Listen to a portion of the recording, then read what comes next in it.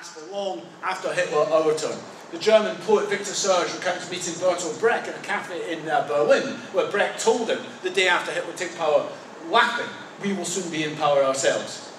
Not long after that, Brecht went to Denmark, having realised that where things were going in terms of that. So the answer is that we could have stopped Hitler in terms of it was possible. But the rest we know. By the end of the year, 130 communists were in concentration camps and 2,500 were murdered. And I think here lies to end the second great lesson from 75 years ago. Whatever our differences, all those on the left need to unite to resist fascism. Fascism is going to destroy working class organisation, whether it's reformist or revolutionary, given half a chance. I think that it becomes the case. And secondly, I think it's also worth saying, I'm going to try and move towards an end on this, is that we should also remember that in terms of our own ruling classes in Western Europe, elsewhere in Western Europe, Hitler's victory was cheered on. It saw Nazi Germany as what Neville Chamberlain and Lord Halifax in Britain would call a bulwark against communism, a bulwark against Bolshevism. No government in Western Europe and North America bothered about the plight of the German left in concentration camps and been banned, or did little as we know about the growing persecution of its Jewish cities. It was only slowly as it became clear that Hitler was aiming at the domination of Europe and the globe at the expense of Britain, France and potentially America, that for instance the British ruling class went very late in the day from a position of craven appeasement of Hitler to the idea that eventually Hitler had to be stood up to, and even then was reluctant to persecute that. Two more points and come to our end. Anti-Semitism had not been central to the Nazis' electoral campaign. And it never was particularly central as a popular message in terms of the mass appeal. What was essential about anti-Semitism was that it was a means of uniting the Nazi party, we would use the phrase caterising the Nazi party, hardening the Nazi party against a common enemy. And an enemy which increasingly could be identified and dealt with. And of course, by the end of the day, the final only thing the Nazis could win over, in a sense, was the Jews. But the anti-Semitic message wasn't part of its, if you like, its popular appeal. It pulled people in, and then used anti-Semitism as a way of hardening up and caterising people. And that's essentially how a Nazi organisation works today. You know, by suppressing most of the horrible things you really want to do, and only when you pull them into the organisation doing that. As I say, the German ruling class had acquiesced in Hitler taking power and backed his imperialist war drive.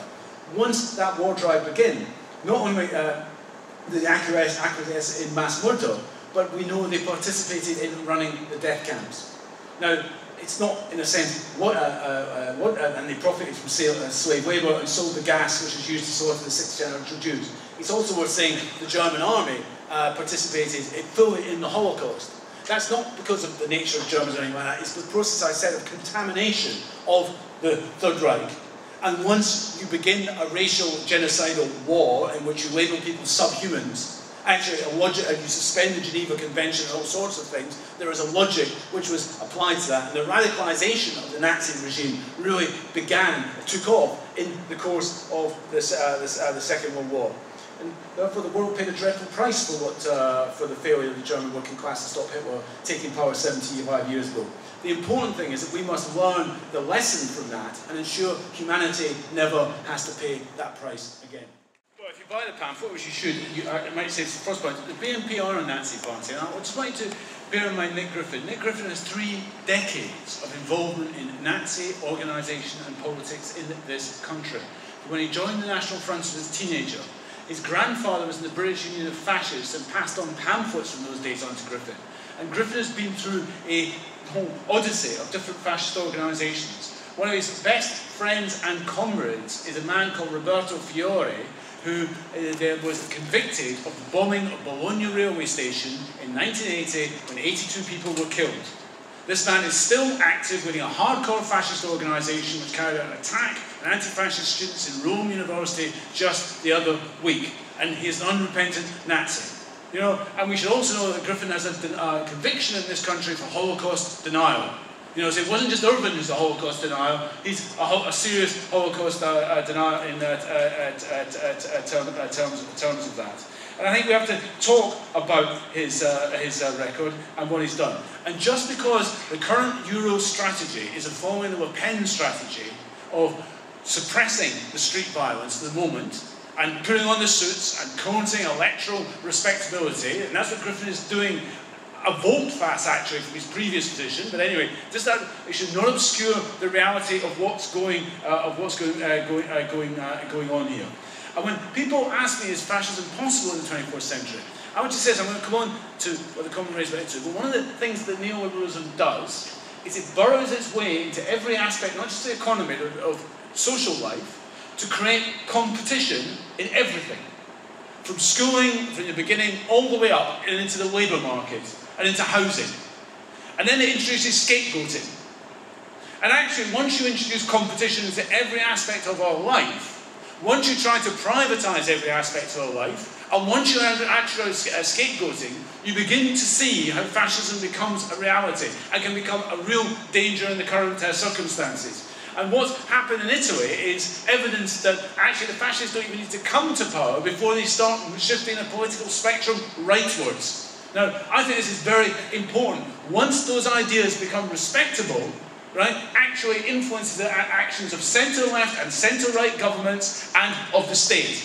And this process was at work even before Berlusconi was elected. The mayor of Rome, Veltroni, who was the PD candidate against Prodi, was the one who started clearing the camps in Rome, right? And was there who started the process, and has actually said that, you know, people should get worried because if he was elected, he would continue this, right? So we should be aware of this.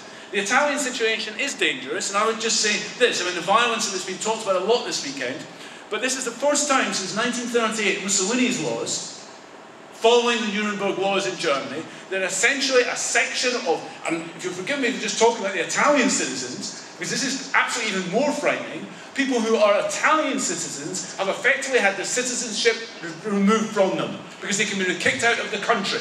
Now that is what happened to the Jews in Germany and Italy, in the 1930s, and that is what the Italians have just done. And give you a taste of it. The mayor of Verona, the Northern League mayor of Verona, who's actually in the fascist wing of the Northern League, was recently convicted for putting up posters in Verona, this is the mayor, calling gypsies thieves, not wanted in this city. That was the poster.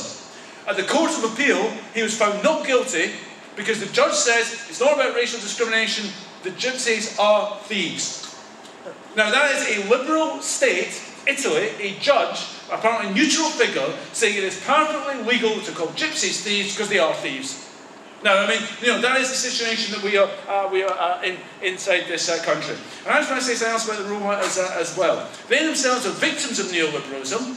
I don't even call them a third tier workforce, or almost a fourth tier workforce in Western in Europe, denied any access to any citizen rights a citizen should have, healthcare, education, power, electric power and things like that, forced to do the most menial jobs, absolutely the most bottom end of the thing. They're the most persecuted in terms of that, and then they're scapegoated and attacked in this way. And we should remember as well, the Roma were the second biggest percentage of the people who died in the death camps after the Jews. They were victims of the Holocaust, and the Nazis labelled them as things. And there's form here, and we should be here. And I'm sickened when I see the Daily Mail in its current campaign on immigration, publishing pictures from supposedly Milan of gypsy children stealing in the station to say it's a problem here. So this is coming here as well, and we should be aware of that. A couple of other things before I get that off my